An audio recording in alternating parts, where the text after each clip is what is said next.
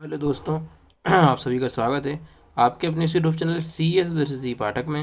जैसा कि आपको पता ही है, अपन C B C D classes कर रहे हैं, जिसमें अपन 2 क्लासेस कर चुके हैं। हाईएस्ट स्कोर मैंने 65 दिया है। ऑफलाइन में पढ़ाता हूं और ऑनलाइन ये यूट्यूब पर न्यू बैच है। जैसे कि मैं हर वीडियो में आपको बताता ही हूँ कि कोई अगर नया स्टूडेंट है वो वीडियो को देख रहा है, वो इन चीज़ों को जान सके। और सी बी सी टी पूरा कोर्स जो है फ्री कोर्स मैं अपने यूट्यूब चैनल पर लेकर आया हूँ आप सभी के सामने। तो आप इस पर ध्यान दें और ज़्यादा से ज़्यादा शेयर करें। कोई ज़्यादा बुराई इसमें आपकी है नहीं। देखो भैया, फ्री ऑफ कॉस्ट है। पीडीएफ भी आपको फ्री में मिल रही है मेरे टेलीग्राम पर। बिल्कुल डिस्क्रिप्शन में लिंक है उसकी, आप वहाँ से उसको फॉलो कर सकते हैं, जिससे आप जहाँ भी पढ़ रहे हों कोई दिक्कत नहीं है। वहाँ पढ़ें या नहीं पढ़ रहे हों या कोई भी इशू है, तो आप मेरे पीडीएफ्स को अगर पढ़ें तो आपका कंप्यूटर में बहुत इम्प्रूव होगा और सीबीसीटी आराम से ही पास हो जाएगी। क्योंकि ये वो कंटेंट है जो आपको हर जगह कहीं नहीं मिलेगा, ये मैं कह सकता हूँ। मैं वो चीज़ पढ़ाता हूँ जो पेपर में आती है, और पेपर मैंने सॉल्व कराया भी है और मैं बताता भी हूँ कि मैंने ये पढ़ाया था, ये आया है। ठीक है। आप इस चीज़ को ज़्यादा से ज़्यादा शेयर करें। चैनल भैया सब्सक्राइब नहीं कर रहे हैं कई लोग, तो भैया चैनल को सब्सक्राइब जरूर करा करें। वीडियो को बनाने में बहुत मेहनत लगती है, पीपीटी तैयार करना होता है, कई सारी चीज़ें करनी पड़ती हैं। तो भैया चैनल को ज़्यादा से ज़्यादा शेयर करें, लाइक करें, सब्सक्राइब करें, कमेंट में बताएं कैसा लगा। सब्सक्राइबर ज़्यादा से ज़्यादा बढ़वाइए। आप लोगों की मदद से ही ये चैनल ग्रो करेगा और आपको बहुत फ़ायदा होगा। मैं हमेशा इस पर फ्री पढ़ाऊँगा। सीपीसीटी के कोर्सेज जो भी होते हैं ऑफलाइन फ्री नहीं पढ़ा सकता हूँ, लेकिन ऑनलाइन ज़रूर पढ़ा सकता हूँ, ये मैं आपसे कहता हूँ। तो बिल्कुल आप पूरी वीडियो देखें, बिल्कुल भी स्किप ना करें। वीडियो को पूरा ज़रूर देखें एक बार, उसकी पीडीएफ से उसको याद कर लीजिए, कोई इसमें समस्या नहीं आएगी। पर वीडियो ज़रूर देखें, क्योंकि कई बात ऐसी होती हैं जो पीडीएफ में नहीं मिलेंगी, उनको आप अपनी कॉपी में नोट डाउन कर लें। तो ज़्यादा बिना बात किए अपन व्यर्थ समय ना गवाए, अपन शुरू करते हैं क्लास। आज कंप्यूटर हार्डवेयर अपन 2 क्लास ले चुके हैं, ये तीसरी क्लास है अपनी कंप्यूटर हार्डवेयर पर। ठीक है, जिसमें अपन कंप्यूटर की जनरेशन वगैरह ये तो अपन देख चुके हैं। ठीक है, जो पहला टॉपिक था इतिहास, वो भी देख चुके हैं। अब कंप्यूटर हार्डवेयर की बात करते हैं अपन। कंप्यूटर हार्डवेयर क्या होता है, तो देखिए, कंप्यूटर के वे सभी भाग जिन्हें हम देख सकते हैं तथा छू सकते हैं। स्पर्श करना मतलब छूना। तो कंप्यूटर के वे सभी भाग जिन्हें हम देख सकते हैं व स्पर्श कर सकते हैं हार्डवेयर कहलाते हैं। और जिन्हें देख सकते हैं लेकिन स्पर्श नहीं कर सकते हैं वो सॉफ्टवेयर होते हैं। वो मैं सॉफ्टवेयर के चैप्टर में बताऊंगा। अभी हार्डवेयर पढ़ रहे हैं तो वह देखते हैं। आधुनिक कंप्यूटर के hardware input device, output device एवं मेमोरी से मिलकर बने हैं। तो हार्डवेयर अपन समझ गए, जिन्हें हम स्पर्श कर सकें, जिन्हें हम देख सकें, यानी जिन्हें हम छू सकें, जिन्हें हम देख सकें, जिन्हें हम छू सकें, वे सारी चीज़ें हार्डवेयर होती हैं। तो हार्डवेयर कौन कौन से होते हैं, देखो, एक तो इनपुट डिवाइस होता है, आउट प्रोसेसिंग डिवाइस होता है, आउटपुट डिवाइस होता है और स्टोरेज डिवाइस होता है। ठीक है, तो अपन स्टोरेज डिवाइस को ही मेमोरी में अपन काउंट कर देते हैं। इनपुट डिवाइस और आउटपुट डिवाइस अपन पढ़ेंगे बाद में, पहले पढ़ेंगे अपन प्रोसेसिंग डिवाइस क्या होती है। पहले प्रोसेसिंग डिवाइस पर चर्चा करेंगे। प्रोसेसिंग डिवाइस के बारे में थोड़ा सा इन्फॉर्मेशन तो अपने पास पहले से ही है, क्योंकि जो मैं आपको बता चुका हूँ। प्रोसेसिंग डिवाइस में आती है मेन अपनी सीपीयू। यही पूरी कहानी प्रोसेसिंग डिवाइस में सीपीयू में छिपी है। सीपीयू का फुल फॉर्म होता है सेंट्रल प्रोसेसिंग यूनिट। अगर हिंदी में बोलें तो समायोजन परिपथ चिप। ठीक है, समायोजन परिपथ चिप हिंदी में आप सीपीसी के पेपर देंगे तो यही लिखा हुआ आपको मिलेगा। इसे हम माइक्रो प्रोसेसर और प्रोसेसर के नाम से भी जाना जाता है। यूज़र के द्वारा इनपुट किए हुए डेटा पर प्रोसेस कराने के लिए इसका प्रयोग होता है। इसे ब्रेन ऑफ कंप्यूटर, कंप्यूटर का मस्तिष्क भी कहते हैं। इसे आप याद रखें। तो कंप्यूटर का मस्तिष्क हम किसे कहते हैं, सीपीयू को। ठीक है, जैसे माइक्रो प्रोसेसर या प्रोसेसर के नाम से भी जाना जाता है। और इसमें क्या होता है, सीपीयू के कुछ पार्ट होते हैं। क्या क्या, जैसे कि डुअल कोर। डुअल कोर का मतलब होता है, एक ये सीपीयू था, सीपीयू में 2 पार्ट कर दिए तो डुअल कोर हो गया। डुअल कोर का मतलब ये नहीं होता है 2 कोर यानी 2 भाग, नहीं, कोर का मतलब भाग होता है, लेकिन एक सीपीयू के ही 2 भाग।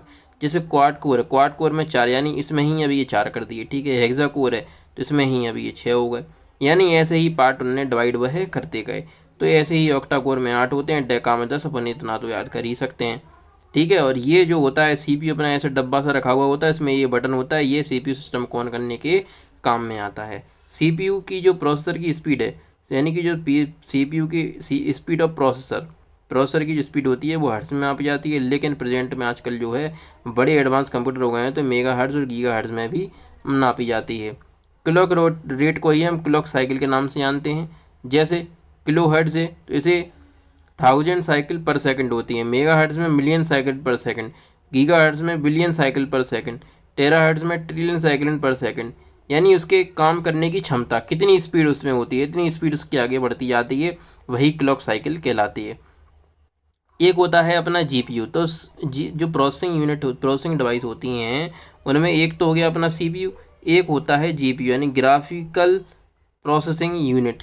ठीक है, तो इसमें क्या होता है, ग्राफिकल प्रोसेसिंग यूनिट में ग्राफिक्स की प्रोसेसिंग के लिए सीपीयू की मदद करता है। जो ग्राफिक्स यानी चित्र को उसको देना होता है, चित्र वगैरह को इन्हेंस करने के लिए जीपीयू प्रोसेसर अपन एक लगाते हैं। ठीक है, आगे बात करते हैं सीपीयू के प्रकार कितने होते हैं। मैंने आपको बताया था सीपीयू में 3 चीज़ें होती हैं और सीपीयू की संरचना को हम वॉन न्यूमैन आर्किटेक्चर कहते हैं। पूछा जाए आपसे कभी कि सीपीयू की संरचना क्या कहलाती है, तो अपन बोलेंगे वॉन न्यूमैन आर्किटेक्चर कहलाती है।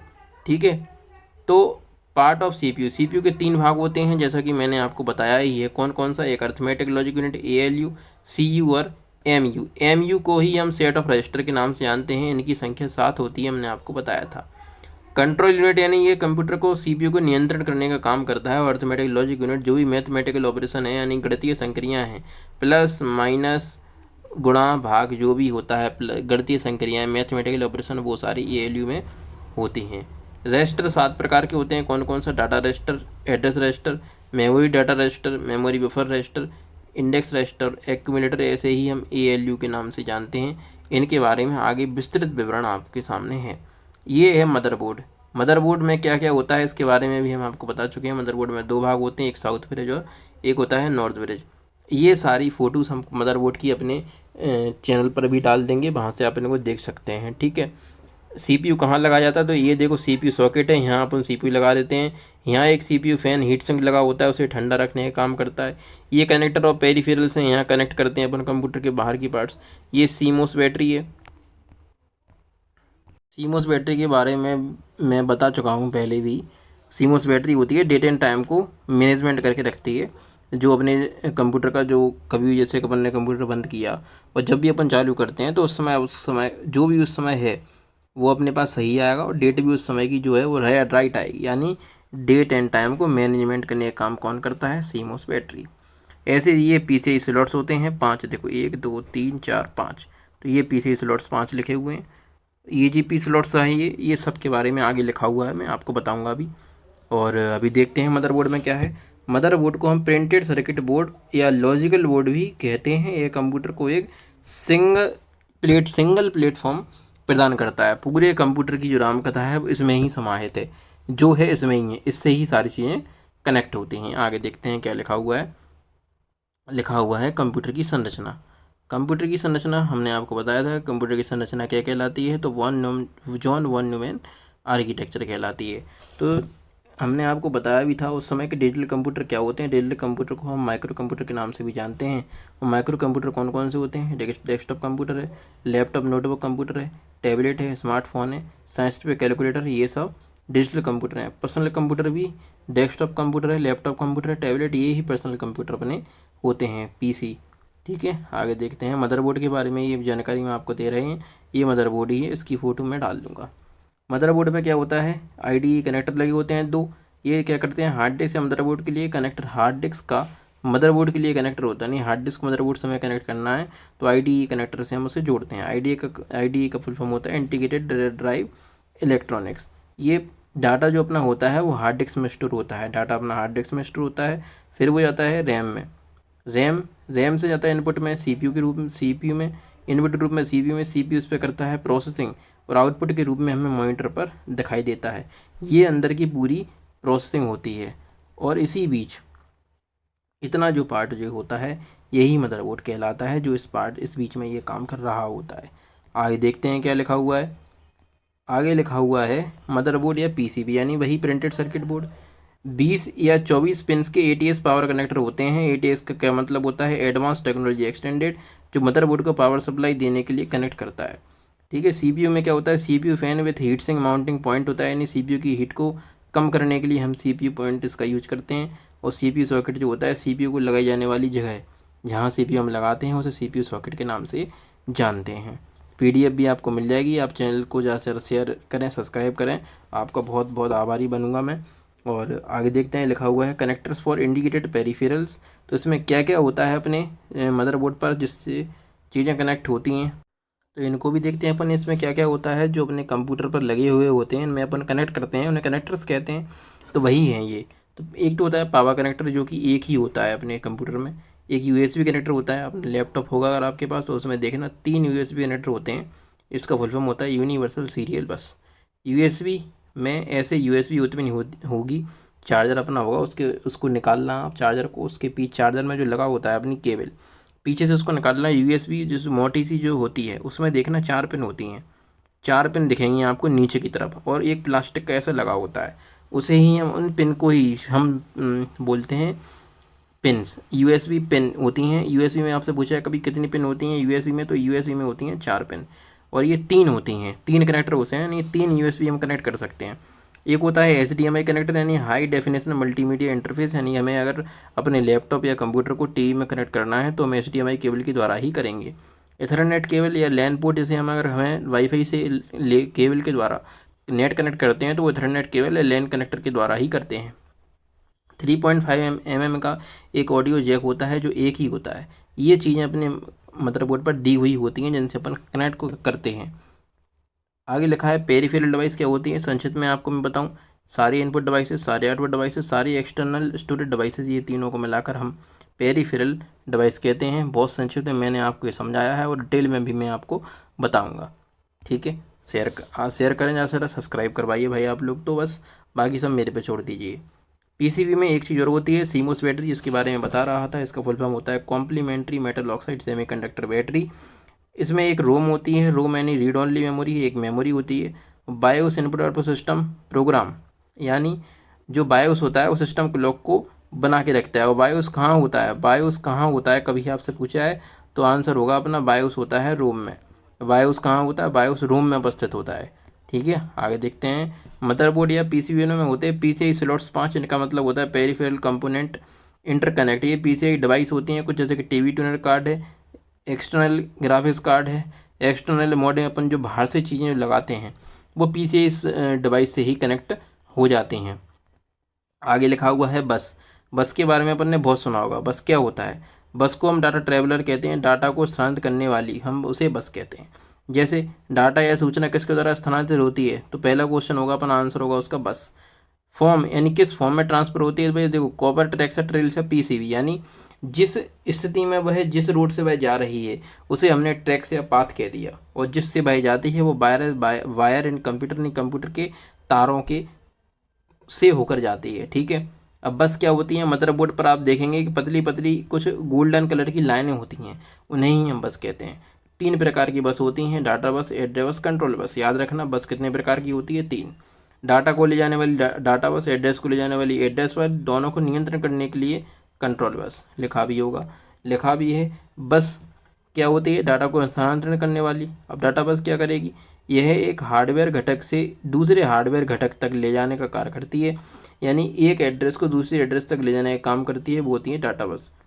ठीक है, एड्रेस को भेजे जाने वाली डाटा का एड्रेस लेकर जाती है, जिसको एड्रेस भेजा है उसका डाटा लेकर एड्रेस लेकर जाती है। ठीक है, अलग अलग कंट्रोल बस, यानी समय सिग्नल को मैनेज करे रखती है। ऑपरेशन का प्रकार वो कैसा है, प्लस माइनस गुणा भाग क्या है, उस ऑपरेशन को लेकर आगे वह जाएगी। ठीक है, तो इतना याद रखें आप तो कि डाटा है तो डाटा को ही लेकर जाएगी, एड्रेस बस है तो एड्रेस को लेकर जाएगी, कंट्रोल बस है तो कंट्रोल का काम नियंत्रण करने का काम करेगी। आगे देखते हैं, लिखा हुआ है बस, हमने आपको बताया ये डाटा ट्रैवलर, डाटा को स्थानांतरण करने वाली।